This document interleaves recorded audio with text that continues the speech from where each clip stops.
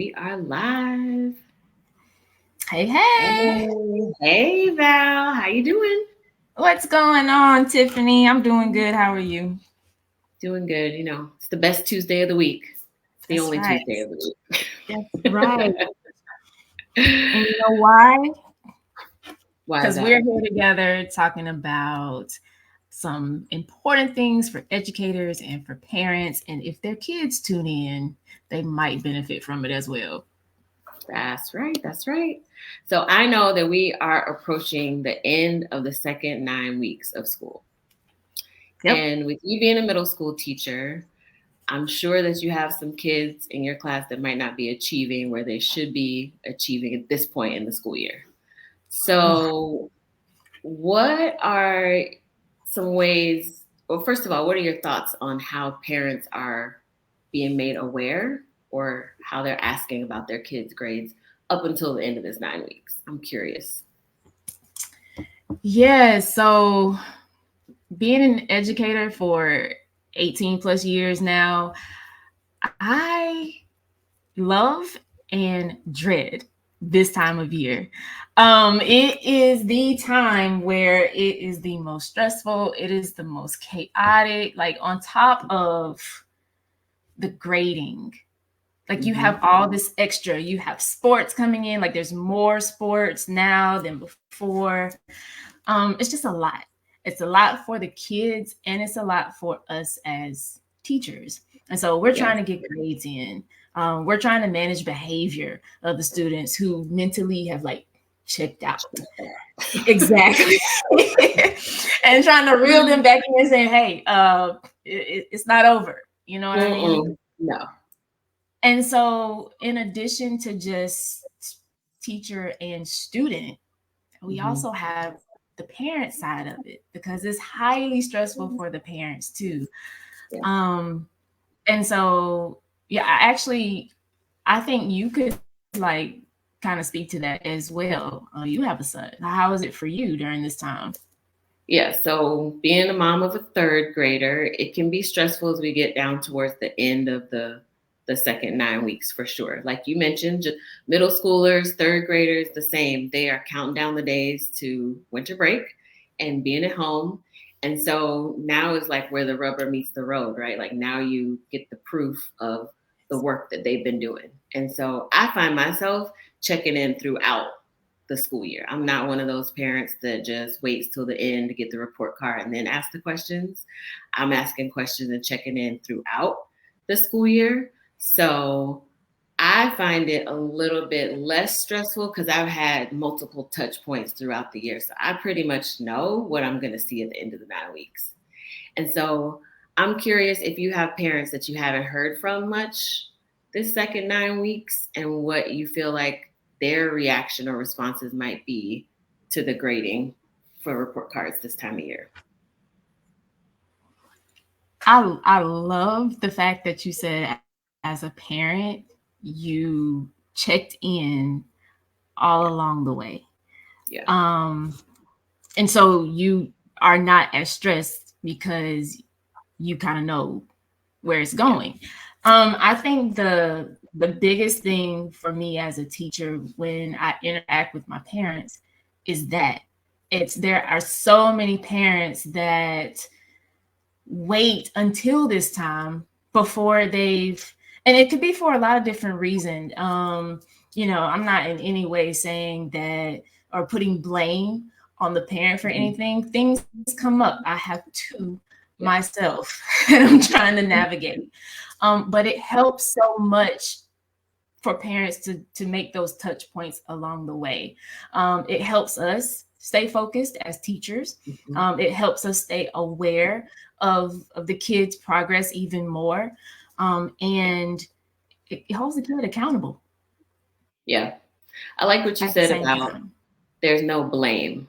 Like we can't be the parents always blaming the teachers for what they didn't do.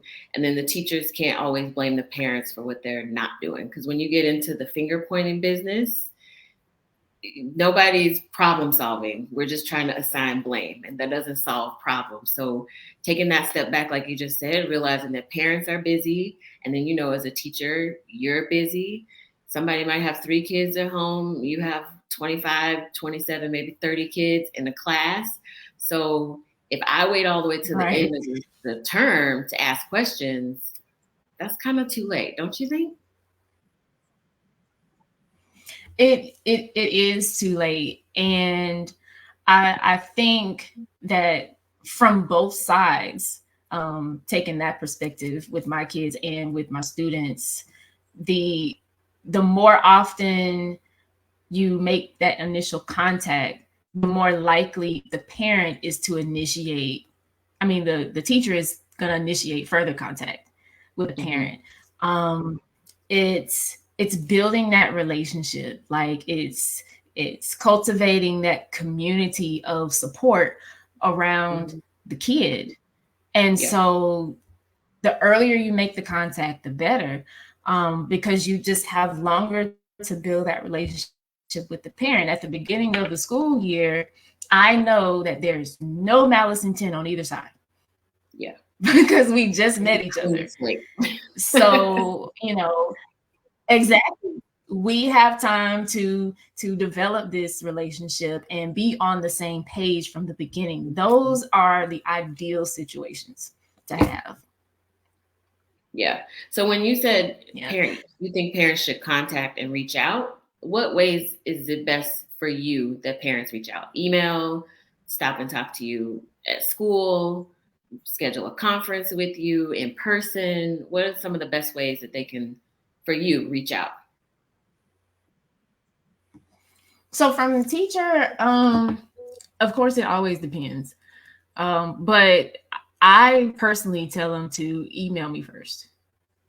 Email me and give me a chance to really process what you're saying or what you're asking. If there's a question, it gives me time to go find it, versus, on the spot asking me something and then I'm like, oh, hold on, let me go try to figure that out real fast.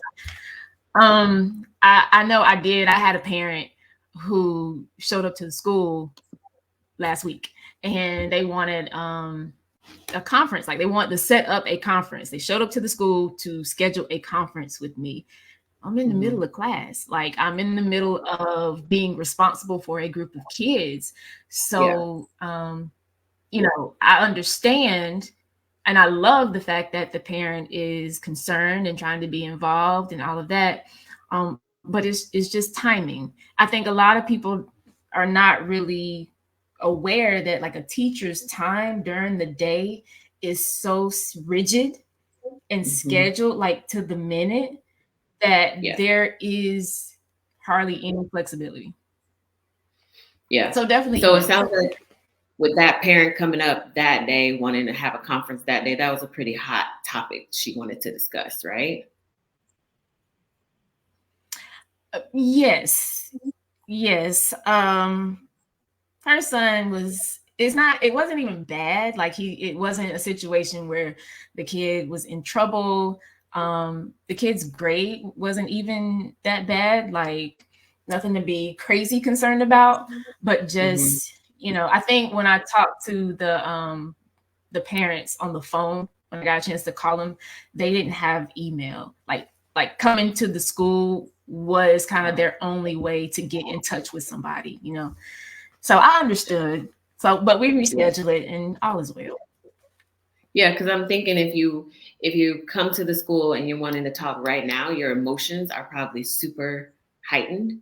And so you're not really coming into it with an open perspective. You are like a blazing trail of fire, ready to just chop heads, take names, who didn't do this, who didn't do that.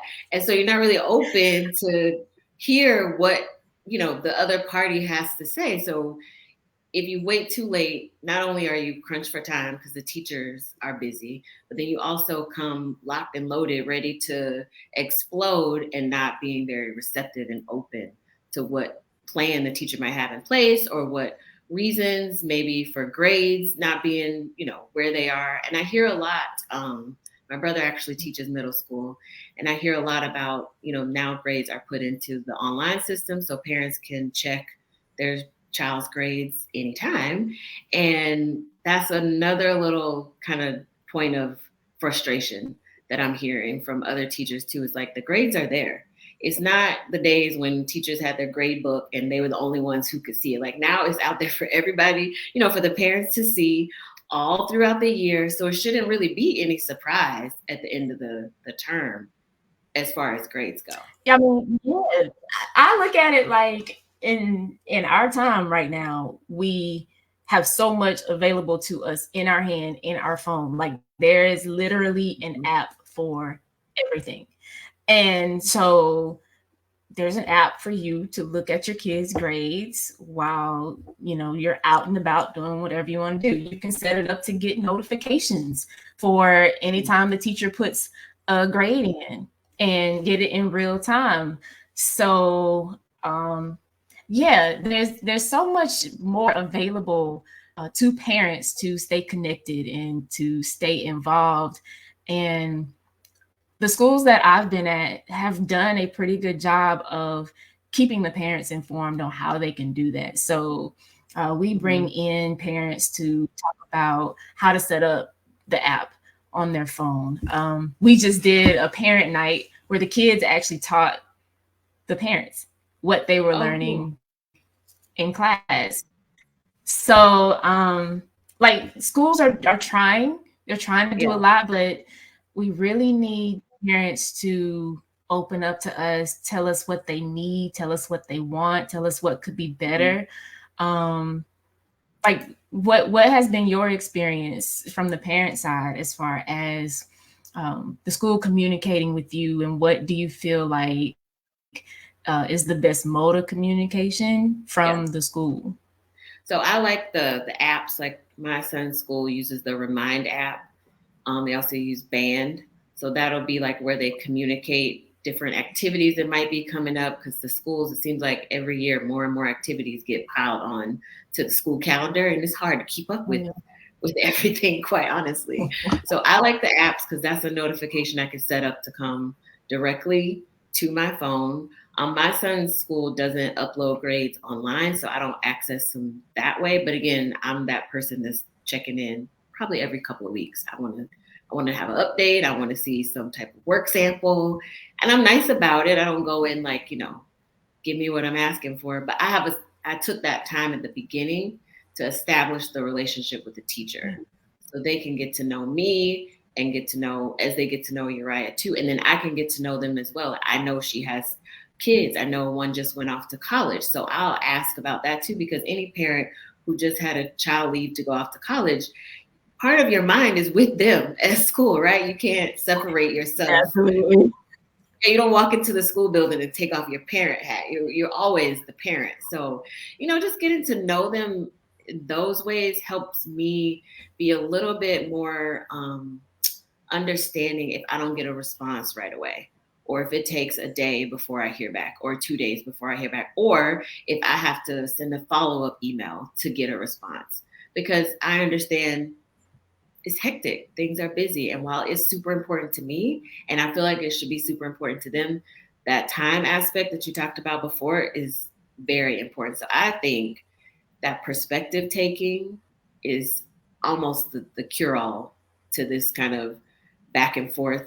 It's your responsibility. No, it's your responsibility. If we just each, teachers and parents, take a stop to see things from the other person's perspective. And I also appreciate that his teacher is super open and honest with me. And she'll say like, wow, today was a day. These kids were off the chain in here. And so that just humanizes her, that she's not a super woman that, just has this classroom of little obedient kids that sit and don't talk when it's not their turn. No, she lets me kind of have a view into the classroom, and I don't judge her as like not being able to control her class or her students. So I feel like that perspective taking is a big, big piece. Do you try to do that with your parents that you've been able to establish relationships with? Listen, I can't call a parent on a phone and get off the phone in 5 minutes. Like, it's it's not even like something simple. Like if I'm just trying to make phone calls to give a good report home, like, hey, your child did this today and it was really great. They've improved in this way. Like, Yeah. no, that it, like you said, it kind of opens the door for the parent to be, a little more transparent, a little more open. They're like, oh, I'm talking to a human. Okay, let me say this and this and this. That's just part of my makeup too. So yeah, to me as a teacher, the more I know about the student and, a little bit about their life, like that actually helps me teach them better. Like I'm that teacher that I teach math. So it's already hard enough for them to understand. But I can take a concept, right, and relate it to something that's real for them, like in real time in their real life, not something ethereal or something like that. So it helps me as the teacher to get to know the child and the parent and, appropriate things about what their family life is like, or what, like you said, what the mom might be or dad might be going through at the time. Definitely. Yeah. And I think too, at the beginning, I thought I have to be in the school to make that relationship with the teacher. Well, I work, so I can't be at the school in the middle of the day. And, I can't come and spend an hour volunteering every week. I wish I could, but I thought that I needed to be physically present in the school in order to have a relationship, or at least establish one with my kid's teacher. And I've learned over the past couple of years that that's not true. I can do that through, like you said, sending an email, checking in via email every couple of weeks with just a simple question, like, how is Uriah been doing? And just leave it open like that. Or if I have something super specific to ask, then I'll ask a very specific question. And one thing I'm really mindful of is staying on topic, especially when I have a chance to meet with them in person or talk to them on the phone. Because like you said, you can't be on the phone for less than 5 minutes, because it's like, now I gotta ask all my questions. I gotta unload everything I've been thinking. So I'm mindful of the teacher's time. And I think a lot of parents don't realize how rigid your schedule is. Like, these class periods are ending not like at 12:30. It'll be like 12:33, and then they go to this period. So it's like very down to the minute. And so I try to be mindful. So if I say I'm gonna talk about this, then I talk about that topic, and I'll say, next time we talk, I'll ask more about blah, blah, blah, just to let her know what else I want to talk about and not take up a whole bunch of her time either. Yeah. And even aside from the time factor, the best parents meetings that I've had, the parents came in like with a list. If either it was in their head or it was on a piece of paper, but they came in with a purpose. They knew exactly what information they were looking for. They knew exactly what issues that they wanted to address.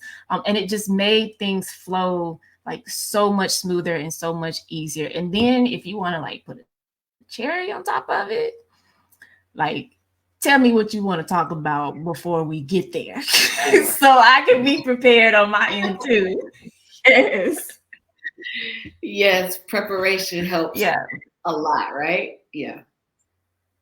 Because you need time to prepare. You need time to look back through whatever work they've turned in. You need time to maybe talk with the kid about, hey, tell me what was going on this day. Your mom says she wants to talk about it, just to get some input from them, or just even some recollection of your own, because you have all these students coming through your class. You got a lot of instances that you need to remember. And so just having that preparation, I think, is key.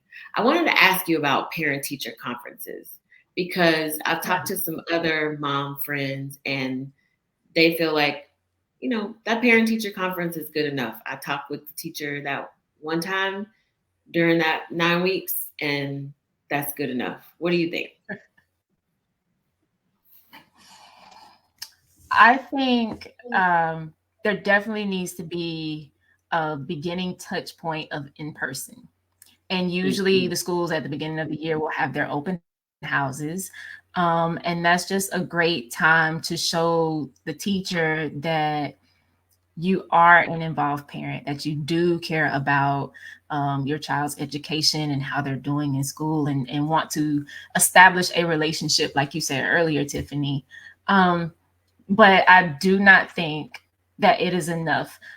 So by the time we get to the point where we're just doing those progress report conferences or the end of the semester conferences, like at that point it's almost too late.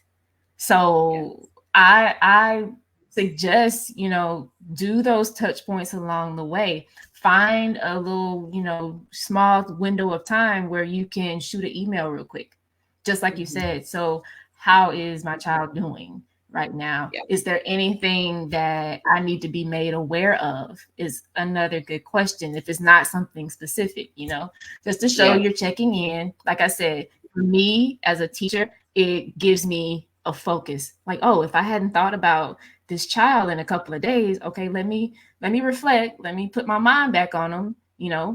This is good. Yeah. It kind of just keeps you on your toes because, like I said, you have more than just that kid in your class that you're looking at every single day. So I think that's a big takeaway for any parents that are listening right now. The parent-teacher conference is not enough. It's not enough. And then, for me, from the parent side as well, like parents are busy. And we all know that as teachers, we understand that too. So just finding time to be intentional about, let me just check in.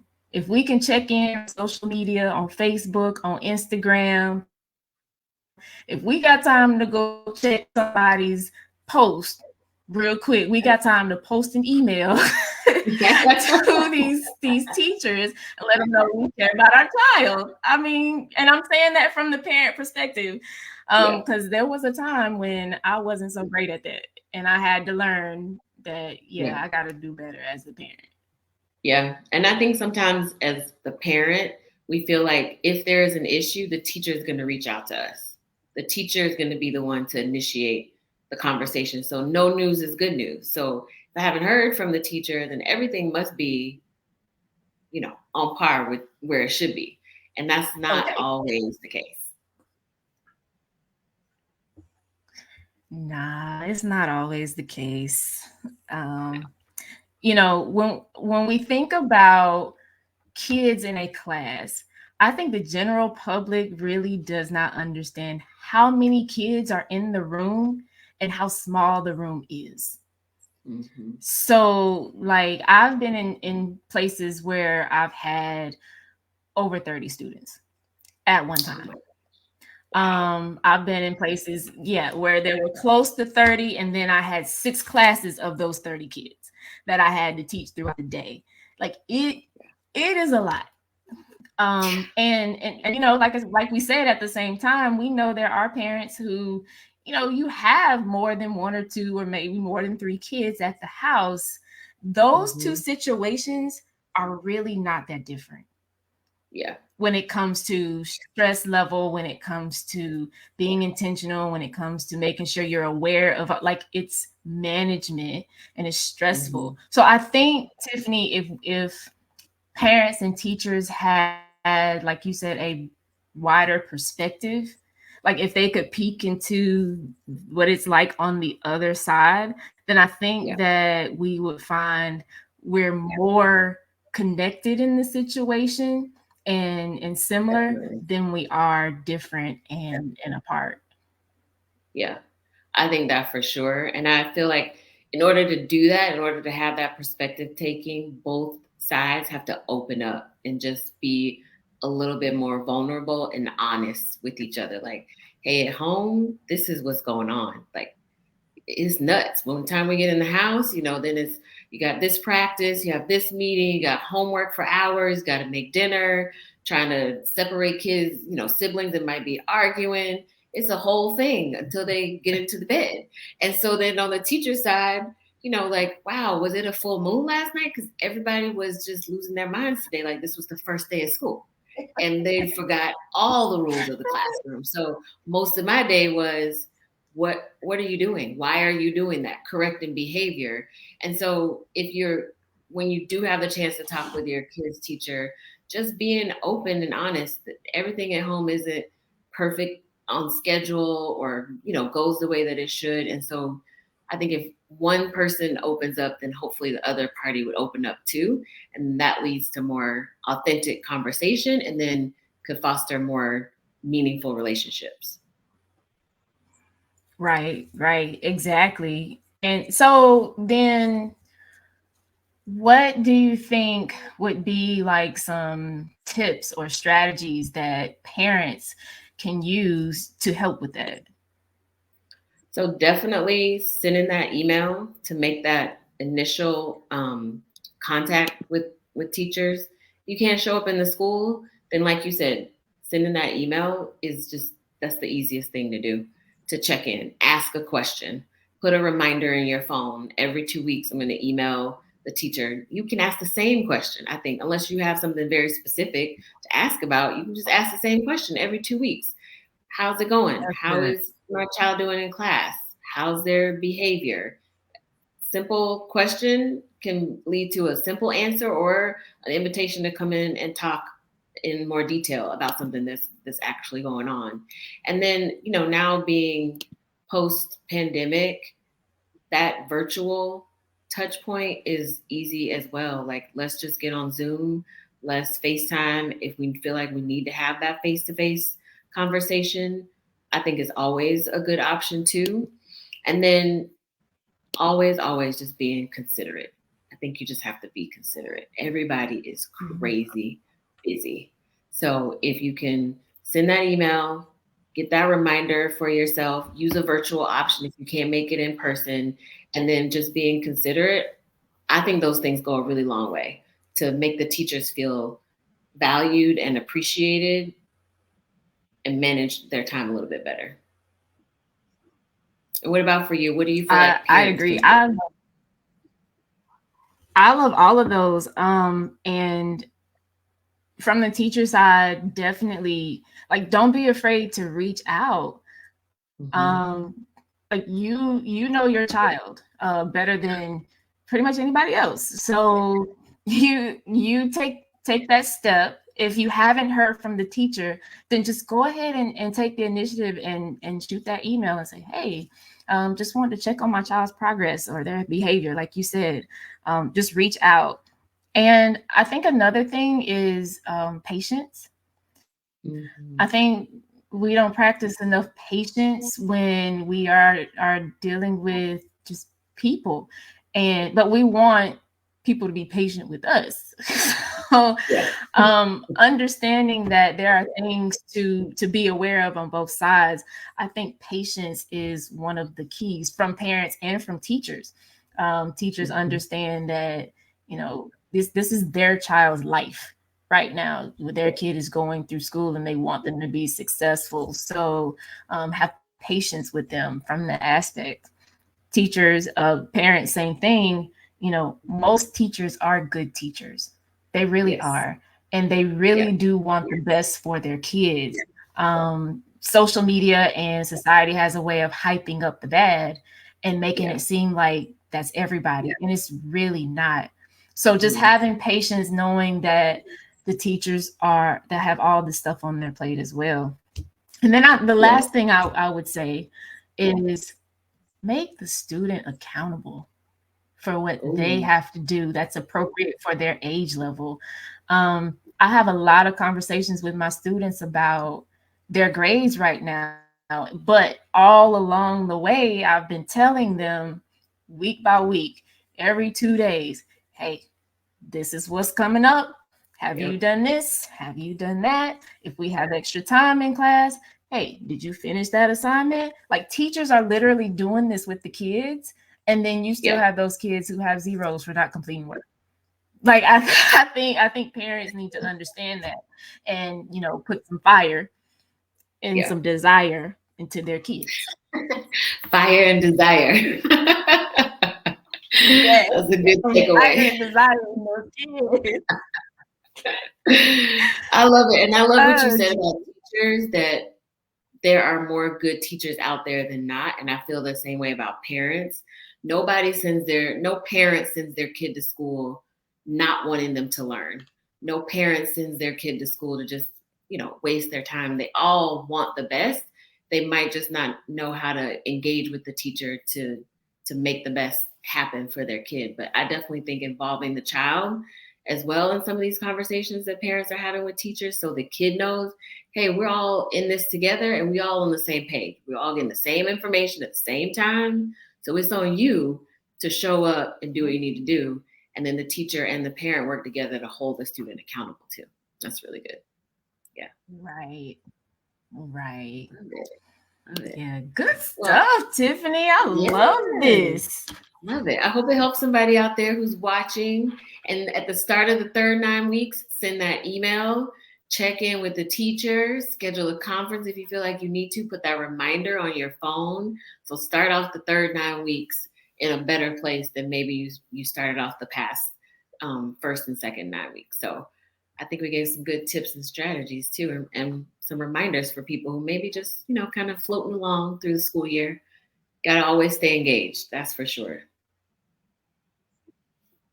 Right. Yes, absolutely. I think, some of our watchers, some of our viewers are in the chat giving us some great comments and saying that, they agree that the parents should, try to make that communication with the teachers as often as they possibly can, whether that's every 2 weeks, whether that's every 3 weeks, but on some consistent basis. And we're glad that we're having this conversation as well, because it's enlightening. So what we'd love for you to do, share this with somebody. Yes. Share this with a parent. Share this with some teacher friends, some educators that you know. We really believe that this is a important conversation about how parents and the school system, the teachers in the buildings, need to be able to come together, because those situations are when the kids benefit the most. And it's really about the child and their success and making sure they get what they need. Yep, for sure.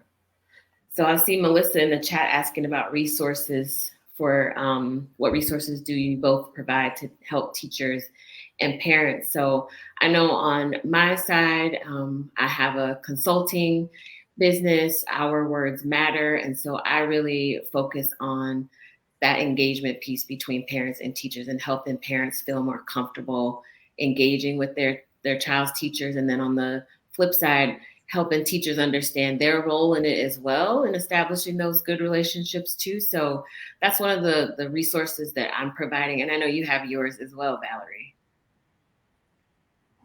Of course. So currently, I have some amazing tutoring clients who are doing exceptionally well in their math classes. I do my tutoring out of my company called Anointed Armor Academy.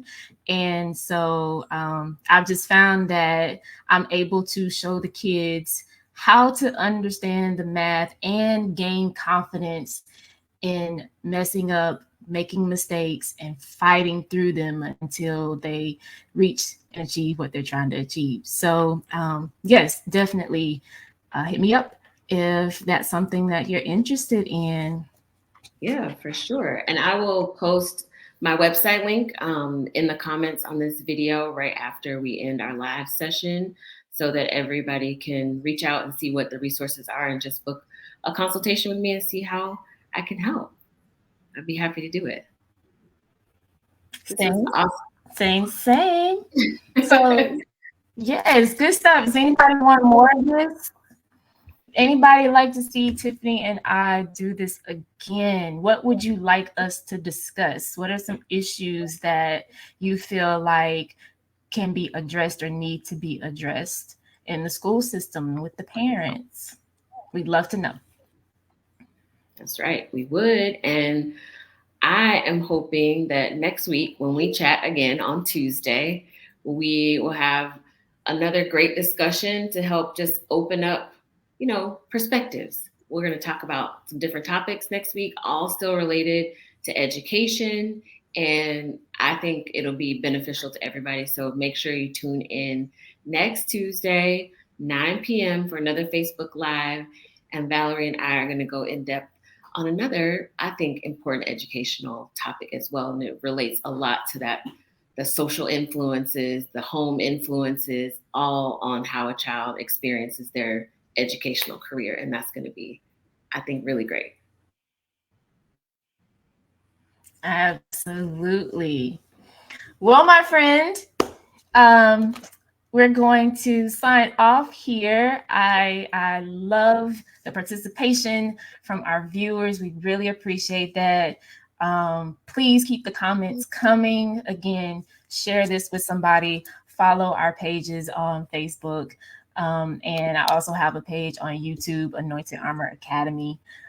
And stay tuned. Come back next week, next Tuesday at 9 o'clock, and we will do this again. That's right. Good to talk to you, Val. I'll see you all next week. All right. Bye, guys. Bye, Tiffany. Bye.